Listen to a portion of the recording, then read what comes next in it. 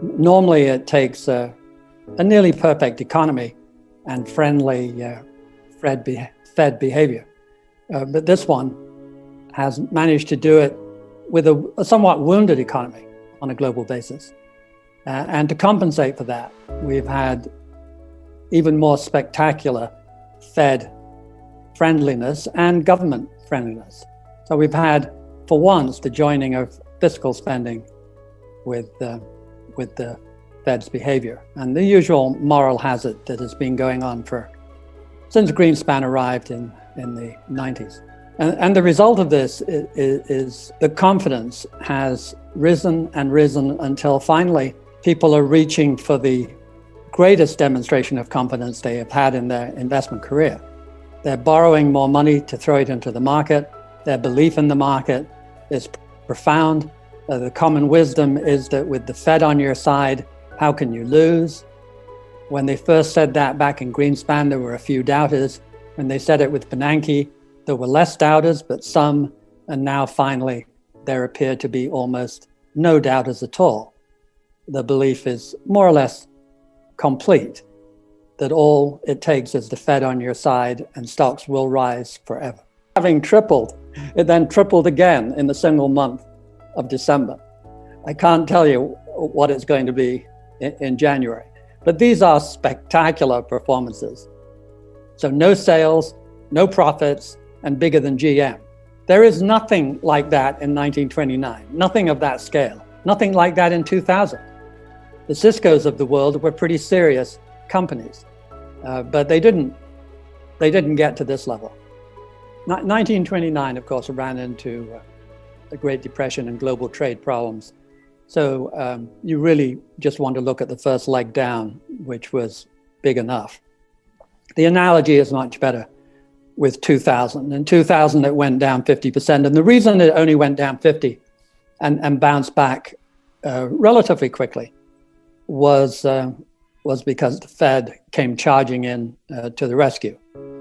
And you can have a lot of rescues when you start at a 16% long government bond in 1982.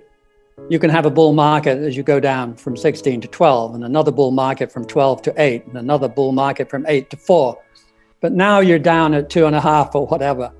You have to realize that most of the easy pickings of saving the game by ramping rates down is behind us. At the lowest rates in history. And the idea that, fundamentals, the real world doesn't count, all you need is money to generate real wealth, I think most people can feel is an illusion. You can imagine a situation where you had a much more serious virus, the economy really was on its knees, and the Fed would be doing everything it could. Would that be enough to save the system? In the end, the system is about the number of people working, the amount of capital spending, the quality of education of your workforce. That's the real world. We're talking about the paper world, and there's just so much blood you can get out of that. In any case, it was unprecedented, and the combination was very powerful. Without COVID, we cannot know. The market had resisted opportunities to bubble earlier in this 11-year cycle. It looked like it was getting pretty close about 3 years ago, and then it just kind of fizzled away. The confidence dissipated. The market had a decline. And those bull markets can go on forever, and you don't know how long, and you don't know how high they can go. The back of every bear's mind must surely be Japan. Japan in 1989 managed to get to 65 times earnings. It had never previously gone over 25 until that cycle. So that is the thing that makes the bears wake up in the middle of the night sweating. So you just don't know how long and how high a market can go if you avoid the burst of euphoria. It's the burst of euphoria that typically brings these things to an end. And we are seeing it all around us today.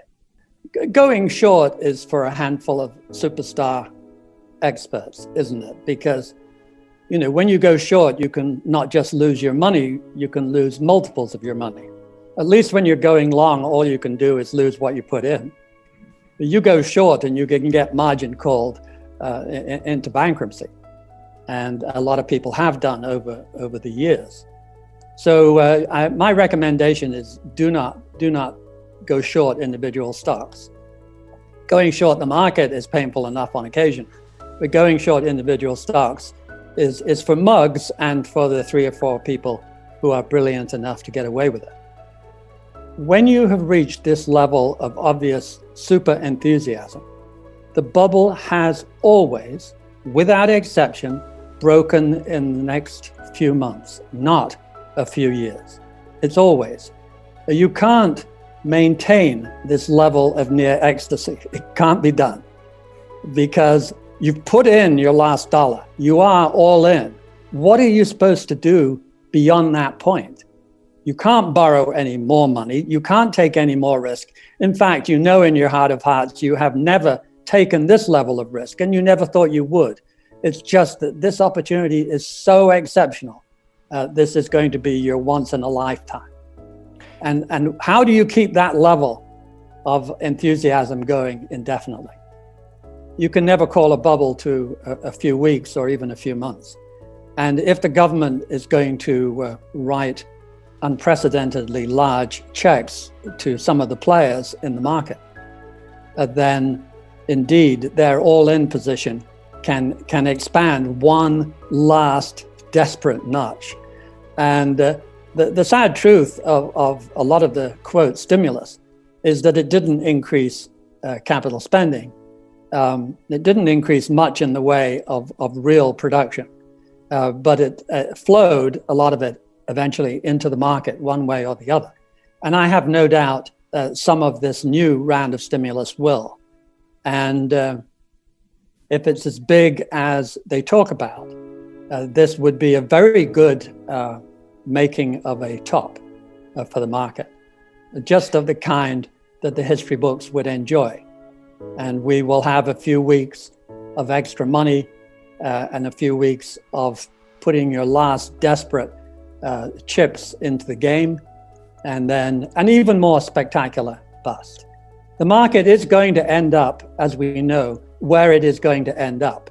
And all the paper in the world will not change the level that is justified by the flow of dividends and earnings. That is, after all, the only thing you can end up eating is the flow of dividends.